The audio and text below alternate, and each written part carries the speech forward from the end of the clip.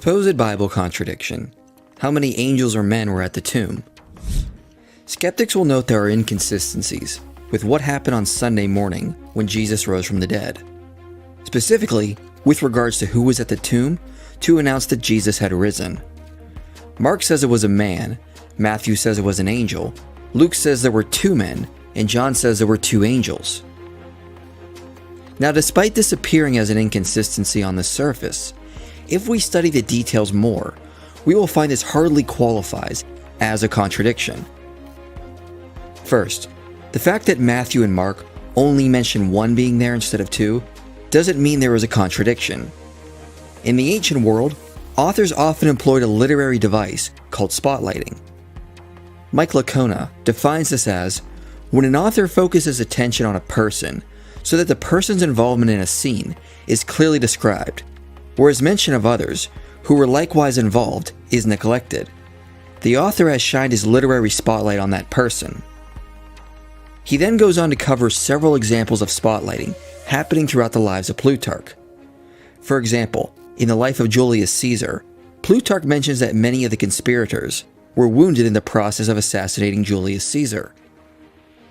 But in the life of Brutus, Plutarch spotlights Brutus's wounds without mentioning that many of the others were also wounded.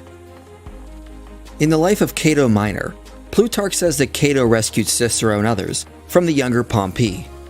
But in the life of Cicero, only Cicero is spotlighted as being saved. In the life of Brutus, Brutus orders a man named Hortensius to execute Gaius. But in the life of Antony, only Brutus is mentioned as executing Gaius. Likewise, in the life of Brutus, Plutarch says Antony retaliated by killing Hortensius. But in life of Antony, Antony orders Hortensius to be killed by someone else. So Matthew and Mark are probably just spotlighting the angel that spoke and didn't find it necessary in their ancient cultural context to mention there was another one with him. There is no rule that the gospel authors had to mention literally everyone involved in every incident they report. Matthew and Mark probably only felt it necessary to mention the angel that spoke to get the story across. With regards to 2 gospel authors saying they were men and the other 2 saying they were angels, this is hardly an issue. Luke, for example, does refer to them as men, but later in the very same chapter, he also says they were angels. Mark describes the man as in a white robe delivering divine revelation. Throughout the New Testament and in other Jewish works, angelic and divine beings are often described as being in white and appearing at random to deliver divine revelation. They can also be described as appearing as men. So it is hardly a problem to suggest Mark is claiming an angel spoke to the women who appeared as a man in a white robe. Both Matthew and John also describe the angels as being dressed in white. Skeptics also allege that Matthew contradicts the other Gospels in where one of the angels was sitting. The other 3 suggest the angels were inside the tomb, but Matthew 28:2 says one angel sat on a stone outside of the tomb. However, Matthew might also imply the angel moved and that time had passed from when the stone had rolled away to when the women arrived.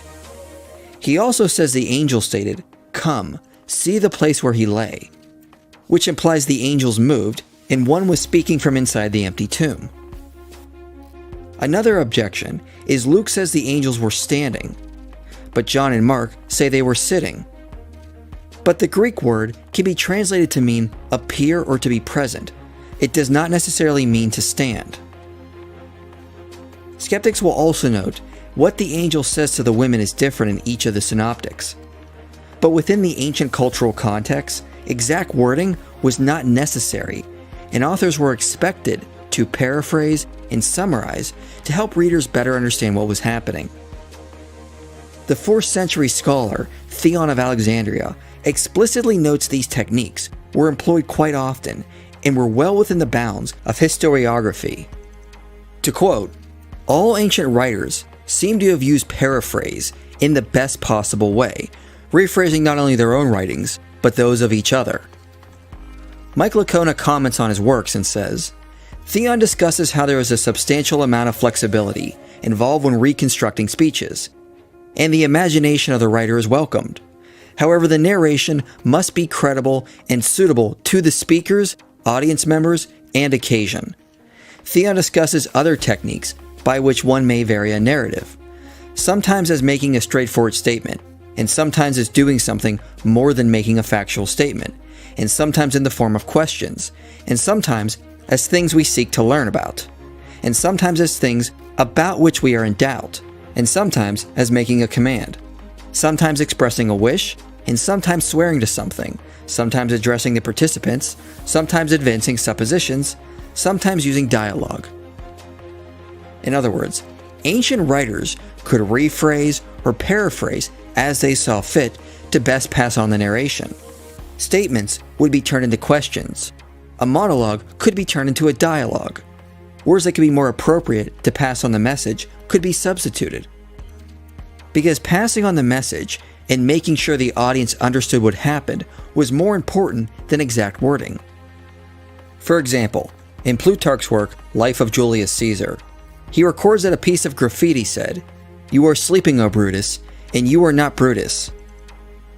But in Life of Brutus, Plutarch says the graffiti read as, "Brutus, you are sleeping, and you are not really Brutus." And there are many other places where paraphrasing like this happens. Again, it was about getting the message across, not exact wording. So given the ancient cultural context, the Gospel authors were well within reason to paraphrase and summarize what the angel had said to the women.